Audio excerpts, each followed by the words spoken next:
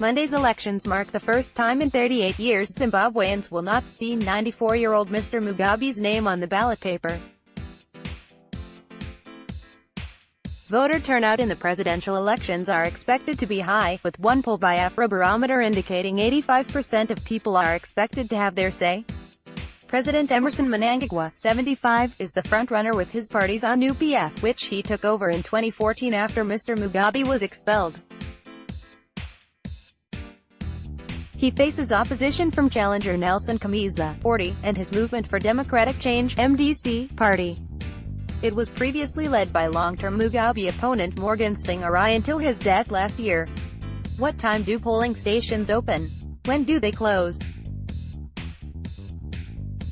Polls will open at 7 a.m. local time, 6 a.m. British Summer Time, and close on 7 p.m., 6 p.m. British Summer Time. On Monday, July 30th, there are 23 candidates running for power, but the race is likely to be a straight run between Mr Mnangagwa and lawyer Mr Chamisa.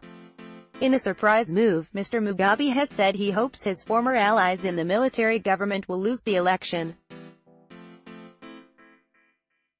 In a rambling, one-hour speech on Sunday, he said, "I can't vote for ZANU-PF. What is left? I think it is just Chamisa." Zimbabwe election polls, voters at a Movement for Democratic Change (MDC) campaign rally, image, EPA. The frail-looking figure also stated, "I hope the choice of voting tomorrow will thrust away the military government and bring us back to constitutionality. Let tomorrow be the voice of the people to say never again shall we experience a period where the army is used to thrust one person into power." Campaigning has been largely peaceful despite an explosion at one of President Mnangagwa's campaign rallies last month in Bulawayo. At least 2 people died and dozens more were injured in the blast.